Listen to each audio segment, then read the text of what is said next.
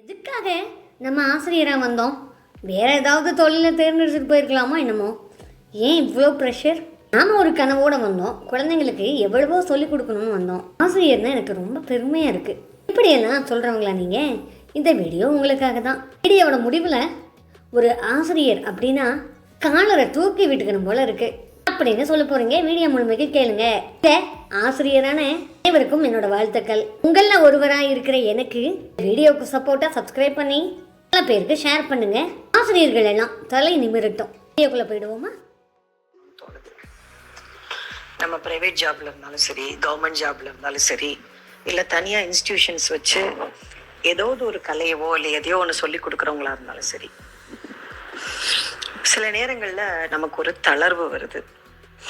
எதனால அப்படின்னா, நம்ம செய்யக்கூடிய வேலைக்கான ஒரு அங்கீகாரம் கிடைக்காம போகும் பொழுது, அதை விட ஒரு படி மேலே போய் அதில் குறை கண்டுபிடிச்சு ஏன் இப்படி பண்ண அப்படி பண்ண, தேவையில்லாத வேலையெல்லாம் பண்ணிக்கிட்டு இருக்க, ஏன் இழுத்து போட்டுட்டு செஞ்சுக்கிட்டு இருக்க, உனக்கு என்ன சிலையா வைக்க போறாங்க, உன் வேலையை மட்டும் பாரு, இந்த மாதிரி நமக்கு ஹெல்ப்புக்கு ஆள் இல்லைனாலும் குறை சொல்றது, அப்ரிஷியேட் பண்ணல அப்படின்னாலும் நம்மளை ரொம்ப கீழே கொண்டு போகிற மாதிரியான விஷயங்கள் வாழ்க்கையில் நடக்குது. இது மாதிரி நடக்கும்போது எனக்கு நானே சொல்லிக்கிட்ட விஷயம், என்னுடைய டீம் ஆஃப் டீச்சர்ஸ்க்கு நான் சொல்லி தந்த விஷயம் உங்ககிட்ட ஷேர் பண்ணணும்னு ஆசைப்படுறேன். பாருங்க, இது உங்களுக்கு எவ்வளோ ஹெல்ப்ஃபுல்லாக இருக்குன்னு தெரியல. வாட்ஸ்அப்பில் 2 டபுள் டிக் வரும் இல்லைங்களா, ப்ளூ டிக்கில் 2 டிக் வரும் இல்லை, அந்த மாதிரி நீங்கள் எந்த வேலையை as a teacher, as a Guru, as a mentor, as a facilitator நீங்கள் பண்ணிங்கனாலும் 2 டிக் போட்டுக்கணும். ஒன்று அந்த பர்டிகுலர் வேலையை செஞ்சதுனால, ஸ்கூல் ரிலேட்டடா, டீச்சிங் ரிலேட்டடா, கோ கரிக்குலர் ரிலேட்டடா, any kind of work as a teacher, as a mentor நீங்கள் பண்ணுறீங்க ஒரு விஷயத்த, அதை செய்யும் பொழுது உங்களுக்கு ஆத்ம திருப்தி இருக்கா? That is first tick. Second tick, இந்த வேலையை நீங்கள் செய்ததுனால குழந்தைகளுக்கோ மாணவர்களுக்கோ யாருக்கோ சம்பந்தப்பட்ட ஒரு 4-5 பேருக்காவது பலன் இருக்கா, திருப்தி இருக்கா? இது உங்களுக்கே தெரிஞ்சிருக்கும். இந்த டபுள் டிக், இது 2வது டிக், இந்த 2 டிக்கும் உங்க லைஃப்ல போட்டுட்டீங்க அப்படின்னா நீங்க வேற எதை பத்தி யோசிக்க வேண்டிய அவசியமே கிடையாது. சுய திருப்தி, பிறரின் திருப்தி, அதாவது யாருக்காக செய்யறோமோ அவங்களுடைய திருப்தி, இந்த 2 விஷயம்தான் ஒரு செயலுக்கான சிறந்த அங்கீகாரம். நம்ம மேலதிகாரியோ இல்லை நம்ம சபார்டினேட்ஸோ நம்ம டீம் மெம்பர்ஸோ நமக்கு ஒத்துழைக்கணும், நம்ம அப்ரிஷியேட் பண்ணணும் அப்படின்னு எதிர்பார்க்க வேண்டிய அவசியமே இல்லை. சுய திருப்தி தான் இங்க ரொம்ப ரொம்ப ரொம்ப முக்கியம். அதனால இந்த டபுள் டிக் உங்க வாழ்க்கையில இருந்தது அப்படின்னாலே உங்களை நீங்க செல்ஃப் பேட் பண்ணிட்டு very good, you have done a great job அப்படின்னு போயிட்டே இருங்க. அது ரொம்ப ரொம்ப ரொம்ப முக்கியம். இன்னொன்று கொஞ்சம் ஒரு மாதிரி டிஃப்ரெண்ட்டாக இருந்தாலும், இது நான் ஃபாலோ பண்ணுற மற்றவங்களுக்கு சொல்லி கொடுத்த ஒரு விஷயம். சில பேர் என்ன பண்ணினாலும் அதை அப்ரிஷியேட்டே பண்ண மாட்டாங்க. உங்களுக்கே தெரியும், நீங்கள் ரொம்ப ஒண்டர்ஃபுல்லாக பர்ஃபெக்டாக ஒரு விஷயத்த பண்ணியிருப்பீங்க. அவங்க கண்டிப்பாக இதுக்கு ஏதாவது ஒரு நல்லது சொல்லுவாங்கன்னு நினச்சி எதிர்பார்த்துட்டே செய்யாதீங்க. நீங்கள் எதை பண்ணாலும் இவங்க ஏதாவது ஒன்று சொல்ல தான் போகிறாங்க. ஸோ இவங்ககிட்ட நான் பெருசாக அப்ரிஷியேஷன் எதிர்பார்க்க போகிறதில்ல. என் மன திருப்திக்கு இதை செய்ய போகிறேன்னு அவங்க அங்கீகாரத்தை எதிர்பார்க்காம ஒரு வேலையை தொடங்கி முடிங்க. அப்படி இருக்கும் பொழுது அவங்க குறை சொன்னாலும் உங்களை பாதிக்காது. அவங்க அப்ரிஷியேட் பண்ண பரவாயில்லையே, பண்ணிட்டாங்களே அப்படின்னு ஒரு லைட்டாக ஒரு ஸ்மைல், அவ்வளோதான். ஆக ஒரு மென்டார், ஒரு எஜுகேட்டர் அப்படிங்கிறவங்க ஒரு தனி பிறவிதான் என்னை பொறுத்த மட்டும்.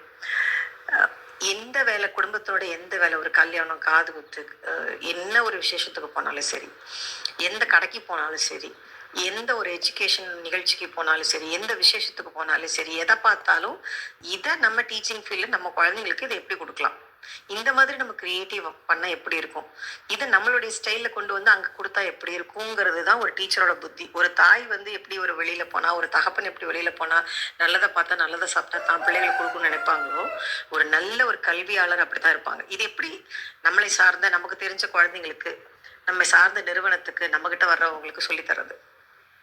அவங்க குழந்தைங்களா இருக்கணும்னு அவசியம் கூட இல்லை, அடல்ட்ஸாக கூட இருக்கலாம். உங்களை சார்ந்து அவங்க வர்றாங்க, நீங்கள் அவங்களுக்கு டீச் பண்ணுற ஒரு பொசிஷனில் இருக்கீங்க, கைட் பண்ணுற பொசிஷனில் இருக்கீங்கன்னா உங்கள் மைண்ட் அப்படி தானே தேடுது. இப்போ எனக்கெல்லாம் அப்படி தான். ஒரு கல்ச்சுரல் ஈவெண்ட்டை பார்த்தாலோ, ஒரு எஜுகேஷன் சம்மந்தப்பட்ட ஒரு தகவலை பார்த்தாலோ, இதை எப்படி கம்யூனிகேட் பண்ணி அவங்க வரைக்கும் கொண்டு போய் சேர்த்துறது, அவங்க அதை எடுத்துக்கிறாங்க எடுத்துக்கல, அதெல்லாம் 2வது விஷயம். So how should I imbibe this அப்படிங்கிறது தோணும். இதுதான் நம்முடைய ஒரு பிறவி குணமாகவே இருக்குது. அதனால தான் நம்ம டீச்சர் ஆகிருக்கோம்.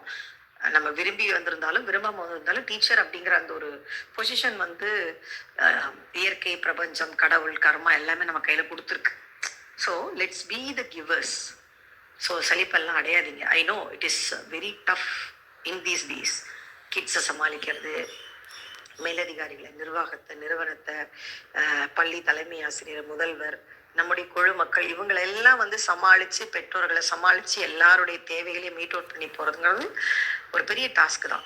எல்லார் கண்ணிலையும் வந்து ஒரு ஆசிரியர் அப்படிங்கிறவங்க வந்து ஒரு ஏஞ்சல் தேவதூதனாக தான் இருக்காங்க. ஆசிரியர் அப்படின்னா பெர்ஃபெக்ட், அவங்க கிட்ட எந்த குறையும் இருக்கக்கூடாது. But in spite of all these things a teacher is also a human being இல்லைங்களா? நம்மளும் ஒரு சாதாரண ஒரு மனிதர் தான். நமக்கும் சில நேரங்களில் விருப்பு வெறுப்பு, ஆசாபாசம், தளர்ச்சி, அயற்சி இதெல்லாம் வரதான் செய்யும். பட் எல்லாமே தாண்டி எனக்கு இந்த பிரபஞ்சம் கொடுத்துருக்கிற மிகப்பெரிய வேலை இந்த ஆசிரியர் அப்படிங்கிற பணி. 4 பேருக்கு சொல்லிக் கொடுக்கக்கூடிய ஒரு குருஸ்தானம். இது வந்து ஒரு புண்ணியமான ஒரு ஸ்தானம். வந்து நமக்கு டாக்டர்ஸ் தொழில் எப்படி வந்து நோபல் ப்ரொஃபஷன் சொல்றாங்களோ அது போலதான் ஆசிரியர் பணி தொழில்னு கூட சொல்ல முடியாது. இது பிஸ்னஸ் கிடையாது, இது ஒரு வகையில பணி தான். அதனால உங்க மன திருப்திக்கு நீங்க ஒரு விஷயத்தை திருப்தியா பண்ணுங்க. அதனால 4 பேருக்கு பலன் கிடைக்குதா, பண்ணிட்டு போயிட்டே இருங்க. நம்முடைய ஸ்பிரிச்சுவல் சயின்ஸ் சொல்றது என்னன்னா, ஒவ்வொரு வினைக்கும் அதற்கு சமமான எதிர்வினை உண்டு. நியூட்டனுடைய 3rd லா தான். Whatever you do will come back to you. எதை விதைக்கிறீங்களோ அதை அறுவடை செய்வீங்க. அப்போ as a teacher, as an educator நான் என்ன செய்யறேனோ அது என் வாழ்க்கையில் திரும்ப நிச்சயமா வரும். நம்பர் 1 விஷயம் உங்களுக்கு உடனடியாக கிடைக்கிறது என்ன தெரியுமா? பிளெஸிங்ஸ். உங்களுடைய செயல்கள் மூலமா, உங்களுடைய டீச்சிங்ஸ் மூலமா, உங்களுடைய உயர்ந்த தன்மையின் மூலமா நீங்க எவ்வளோ குழந்தைங்களுடைய மனசையும் அவங்களுடைய மூளையையும் பெற்றோருடைய மனசையும் மூளையும் போய் சென்றடைகிறீங்க. அது உங்களுக்கு தெரியாது. அது எல்லாமே உங்களை அறியாம உங்களுக்கு ஆசீர்வாதமா வருது. அது ஆசீர்வாதமா வர்றதுனாலதான் எவ்வளவோ பிசிக்கல் எலிமெண்ட்ஸ் இருந்தாலும், ஃபினான்ஷியல் எலிமெண்ட்ஸ் இருந்தாலும், ஏகப்பட்ட சிக்கல்கள் இருந்தாலும் மூஞ்சியை கழுவிட்டு சமைச்சிட்டு பையை தூக்கிட்டு நேராக வேலைக்கு போக முடியுது. வேலையில எவ்வளோ ப்ரெஷர் இருந்தாலும் செய்ய முடியுது. That is because of the children and the parents. அதனால you are a blessed soul.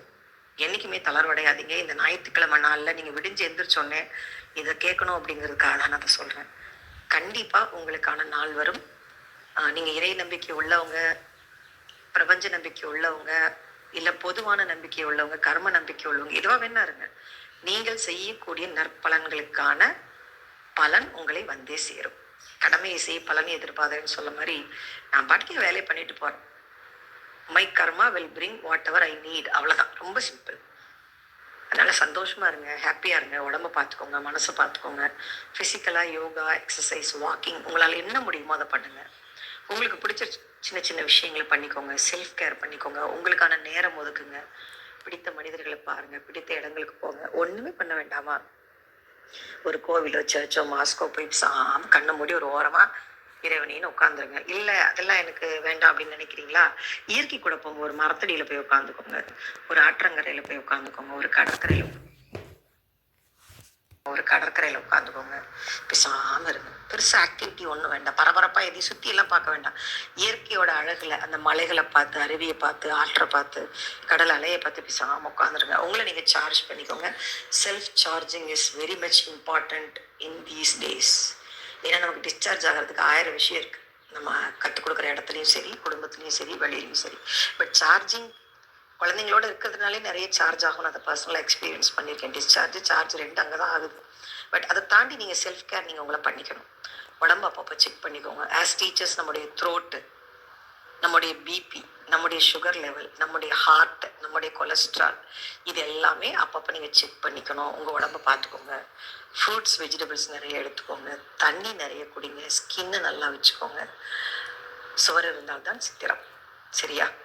Inspire more kids, create a great world. நமக்கே தெரியாமல் நல்ல சமுதாயத்தை நம்ம உருவாக்கிட்டு தான் இருக்கோம். பாடத்தை தாண்டியும் நீங்க நிறைய பேர் லைஃப் டீச் பண்றீங்கன்னு எனக்கு தெரியும். வாழ்க்கையை சொல்லிக் கொடுங்க. சாஃப்ட் ஸ்கில்ஸை சொல்லிக் கொடுங்க. பொறுமையா எப்படி இருக்கிறது, அன்பா எப்படி இருக்கிறது, ஏன் பொறுமையா இருக்கணும், ஏன் அன்பா இருக்கணும், ஏன் மன்னிக்கணும், ஏன் 4 பேரோட சேர்ந்து இருக்கணும், இது எல்லாமே குழந்தைங்களுக்கு சொல்லுங்க. கதையா சொல்லுங்க, ரியல் லைஃப் இன்சிடென்ட் சொல்லுங்க, ஏதோ ஒரு வகையில சொல்லுங்க. குழந்தைங்களுக்கு நம்மள ஒரு பூமர் மாதிரி தெரிஞ்சுட்டு போகுது. That doesn't matter. குழந்தைங்கள்ட்ட சொல்லிடுங்க. நான் அதை தான் பண்ணுவேன். மிஸ்லேனியர்ஸ்னு ஒரு ஃபோல்டர் மூலையில கிரியேட் பண்ணிக்கோ. பாடத்தோடு சேர்த்து நான் சொல்கிறேன், இந்த கருத்துக்கள் எல்லாம் தூக்கி அதுக்குள்ளே போட்டுக்கோ, உனக்கு என்னைக்காவது உதவும் அப்படின்னு சொல்லுவேன். அதை வந்து இன்னைக்கு ப்ராக்டிக்கலாக என்னுடைய குழந்தைகள் பெருசாகிட்டு 22, 25 வயசு, 30 வயசு, 35 வயசு வந்து சொல்லும் பொழுது அன்னைக்கு நீங்கள் சொன்னது எவ்வளோ உண்மைன்னு இப்போ புரியுது. ஏன்னா அந்த ஏஜுக்கு அதை ஏற்றுக்க முடியாது. பட் உள்ள தூக்கி போட்டுருங்க. அது உங்கள் கடமை. உங்ககிட்ட ஒவ்வொரு வருஷமும் செட் ஆஃப் கிட்ஸ் வராங்களா, கொடுத்துருங்க. உங்ககிட்ட இருக்க இந்த வேல்யூஸ் பேக்கேஜ் கொடுத்துருங்க. நீங்கள் ஒரு ஸ்டூடெண்ட்டாக இருக்கும்போது உங்களுக்கு என்ன கிடைக்கலையோ அதை ஒரு டீச்சராக இன்னைக்கு உங்கள் குழந்தைங்களுக்கு மனசார கொடுத்துருங்க. குட்டி குட்டி அப்ரிசியேஷன்ஸ் குழந்தைங்களுக்கு கொடுங்க. அது ஒரு கார்டாக இருக்கலாம், ஒரு பெண்ணாக இருக்கலாம், ஒரு வார்த்தையாக இருக்கலாம், ஒரு பேட்டாக இருக்கலாம்.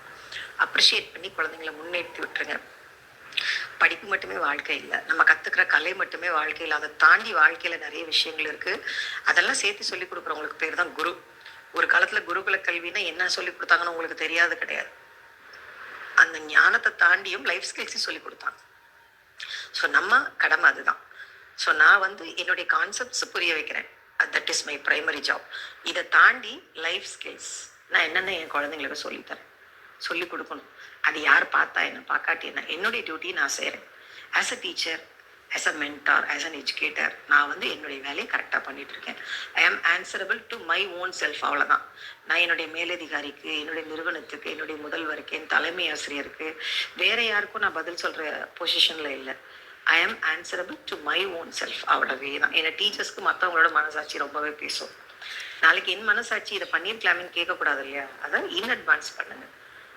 சரிங்களா? அன்பு தோழமைகளுக்கு, சகோதர சகோதரிகளுக்கு சந்தோஷமா இருங்க, ஹாப்பியா இருங்க. ஜூன் ஒரு மாசம் முடிஞ்சுது, ஹெக்டிக்கா ஓடி இருக்கும். ஜூலைலேருந்து அப்படியே ரிலாக்ஸ்டா ஒன்னொன்னா பிளான் பண்ணி பண்ணுங்க. இன்னொரு விஷயம் டீச்சர்ஸ்க்கு சொல்றது, எப்பவுமே நமக்கு தெரியும் லெசன் பிளான், இயர் பிளான், எல்லா பிளானும் போடுவோம். எதுவும் அதுபடி நடக்கவே நடக்காது. அதுக்கு முன்னாடி போகும், அதுக்கு பின்னாடி போகும், இடையில 1008 ஆக்டிவிட்டி வரும். Let it be. அதே இப்படிதான் போகணும் இல்லை. எப்பவுமே ஒரு பிளான் ஏ இருந்தா, இங்கிலீஷ் ஆல்பபெட்ல சொல்லுவாங்களா எத்தனை எழுத்து இருக்கு, ஏலேருந்து இசட் வரைக்கும் இருக்க மாதிரி அடுத்தடுத்து 10 பிளான் போட்டு வச்சுக்கோங்க. யாரையும் எதுக்கும் காரணம் எல்லாம் சொல்லாம ஏ இல்லையா பி, பி இல்லையா சி, சி இல்லையா டின்னு போயிட்டே இருங்க. உங்களுடைய வேலை உங்க பிளானை ஏதாவது ஒரு வகையில மாடிஃபை பண்ணி நடத்திக்கிறது. அந்த மென்டாலிட்டிக்கு வந்துருங்க. சரிங்களா? எப்பவுமே குழந்தைங்க அப்ரோச் பண்ணக்கூடிய, குழந்தைங்க ரீச் பண்ணக்கூடிய ஒரு நல்ல ஆசிரியரா, மென்டரா நீங்க வாழ்க்கையில சிறந்து விளங்கி மிகப்பெரிய கல்வியாளரா நிறைய பேருக்கு வாழ்க்கை கொடுக்கக்கூடிய, சமுதாயத்துல உயர்ந்த நிலைக்கு வருவதற்கு எல்லாம் வல்ல ஜோதி வடிவ பரம்பொருள் உங்களுக்கு மிக உயர்ந்த சக்தியை வழங்குவாராக.